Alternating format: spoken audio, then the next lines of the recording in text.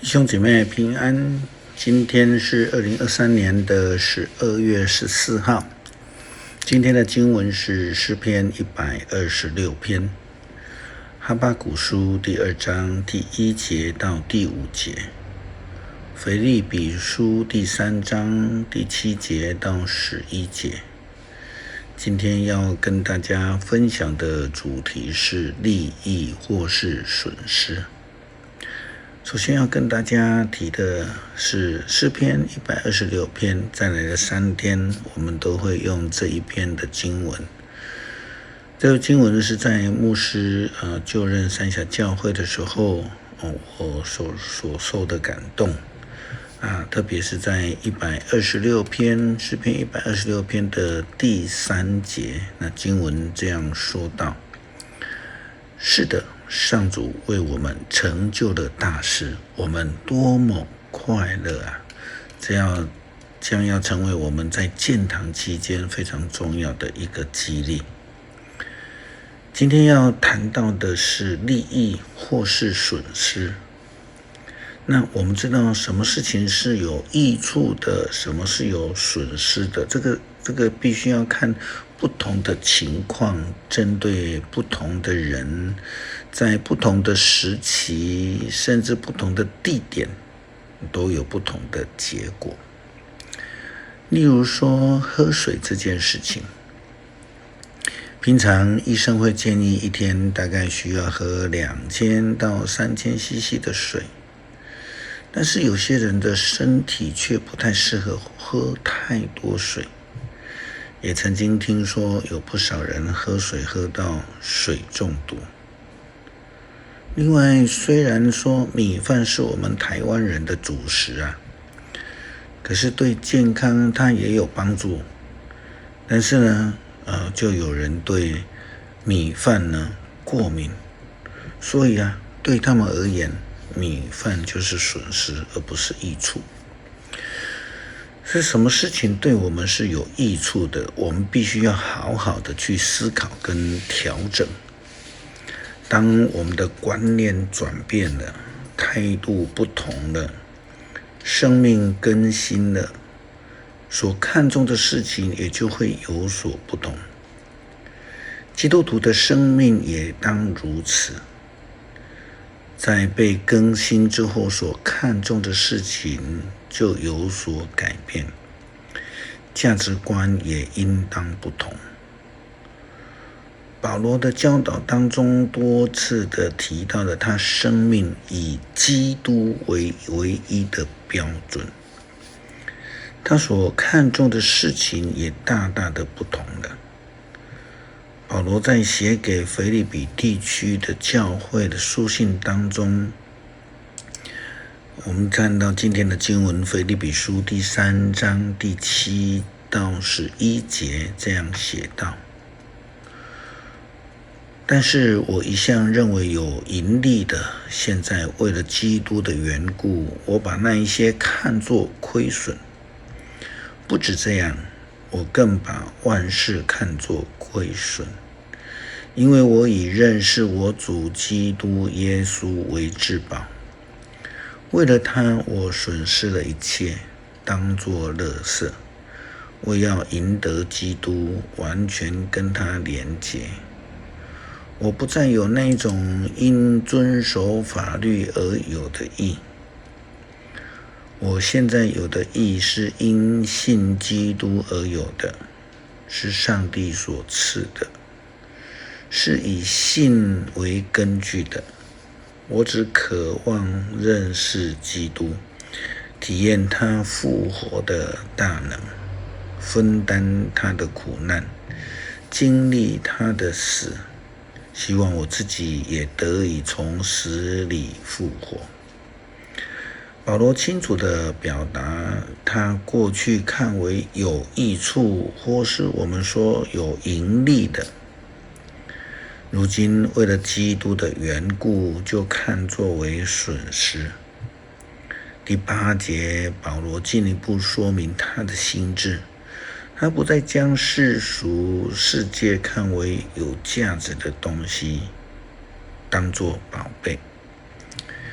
他这样说：不止这样，我更把万事当作亏损，因为我以认识我主基督耶稣为至宝。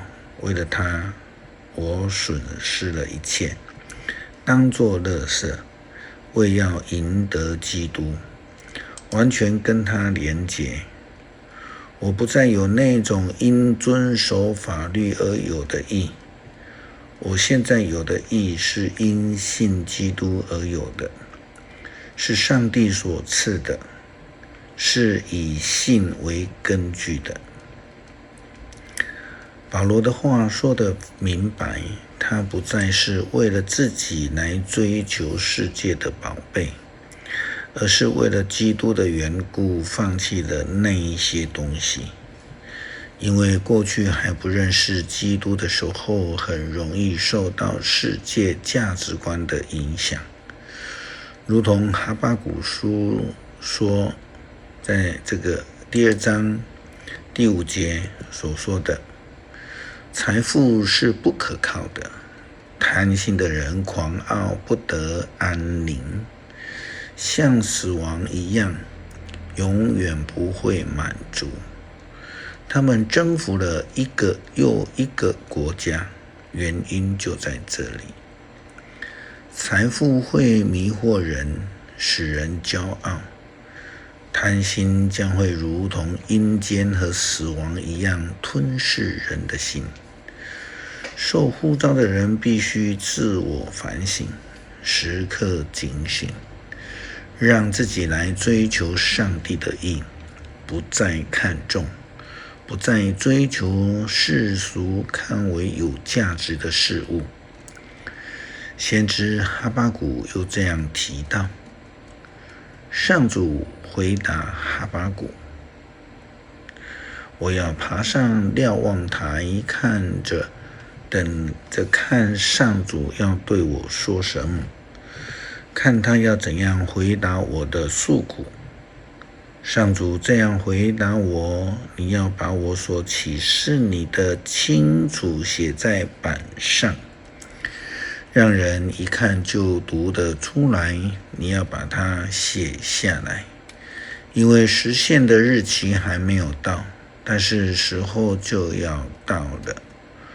我所指示给你的很快就要实现，你也许会觉得太慢，但是等着吧，事情一定会发生，不再单言。这是我启示你的信息。